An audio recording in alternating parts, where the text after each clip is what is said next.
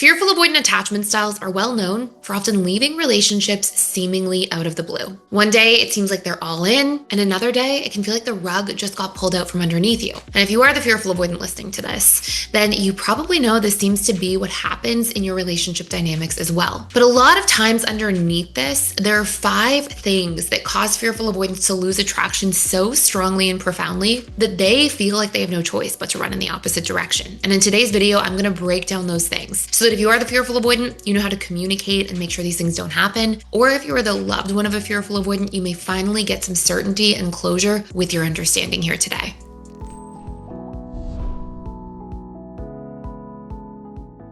The very first reason fearful avoidants can lose attraction is if their trust is actually broken. Obviously, there can be little things like somebody might tell a white lie or things like that. But I mean, if trust itself is broken, it's not like a portion of trust was chipped away at momentarily, but broken trust will often cause a fearful avoidant to go absolutely cold, almost no coming back from to certain degrees with certain fearful avoidants.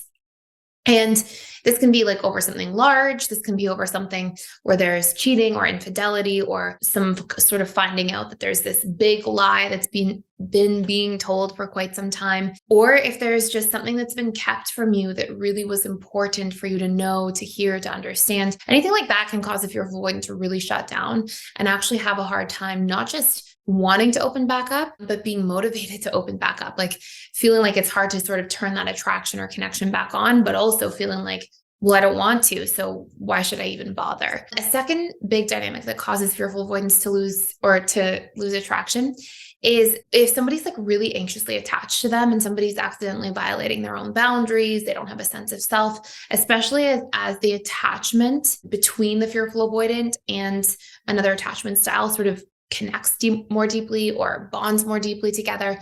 Sometimes what you'll see is fearful avoidants when they feel like their boundaries are crossed or they're not being seen or they're not being understood, their need for independence and freedom and autonomy are not really making it across to the other person that they're in a relationship with or that they're dating. Sometimes you'll see fearful avoidants really lose attraction in that sense.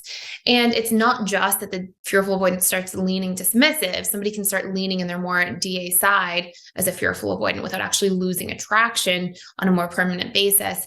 But if this is repetitive enough, and if fearful avoidants start to feel overwhelmed, because fearful avoidants do tend to sort of enjoy a bit of a challenge in the beginning of relationships as well, all of these things can lead to a lack of novelty, a lack of challenge, feeling like their boundaries are crossed, feeling like they're unseen, unheard, misunderstood. And all of these things together for an FA can really coalesce and make them feel like, okay, this just isn't for me. I'm just not interested, and really shut off. Number 3 is when a fearful avoidant feels like there's a lot of expectations on them. If a fearful avoidant's pouring into somebody and they're really trying, they're really showing up, they're really making an effort in the relationship, and then somebody seems to just keep expecting more of them, especially in the dating stage, this can cause a fearful avoidant to shut down completely. Fearful avoidants already put such strong expectations on themselves. Part of it's their shadow, right? Because part of it's like, oh my goodness, I'm already trying so hard and doing so much. How could you ever expect anything more from me?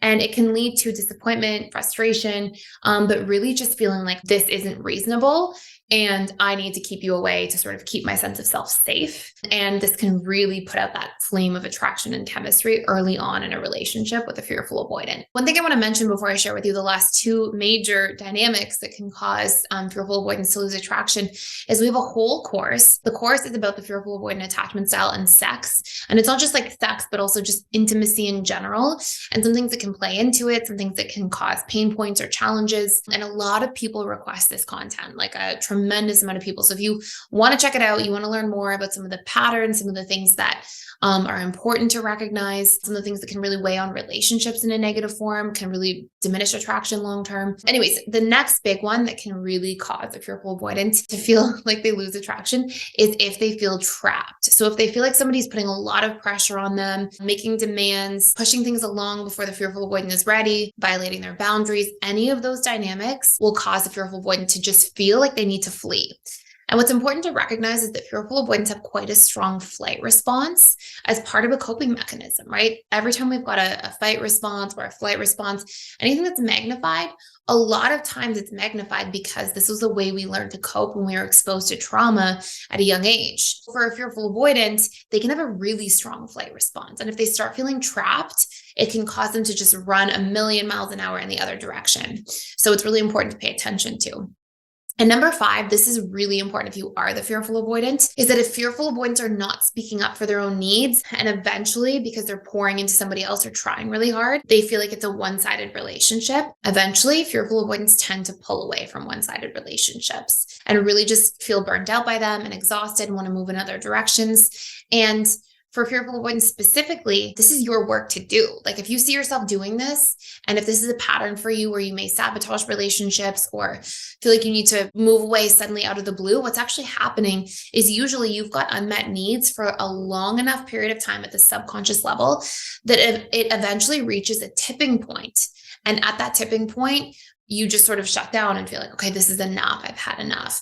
And sometimes I even know that fearful avoidants, had many conversations with that phase over the years, will try to wait until it reaches that tipping point because they know that they'll leave. And sometimes they feel guilty leaving relationships before that point. But if you find yourself on that path, your job is to start speaking up. Your job is to start getting into the habit. Even if it's not the relationship you want to be in now, at least for future relationships, to speak up, to share your needs, to advocate for yourself, to allow yourself to take up space. Because what happens is when you don't do those things, you're on a path towards eventually feeling like somebody's burning you out. And you're also on a path towards feeling like you're unseen or you don't matter, when in fact, a lot of the roots of the problem are actually that people don't know the information that they need to know because you're not sharing it to make you feel like you matter, to make you feel like you're seen. So sometimes if there's needs that are unmet for long periods of time, that can cause a fearful avoidant to shut down and really lose that attraction and that wanting to be in the relationship. But there's also something you can really solve for as an FA. Let me know questions you have about this, about attraction in general. Thank you for watching. Please subscribe to this channel if you're enjoying it. I would so appreciate it. And I will see you in the next video.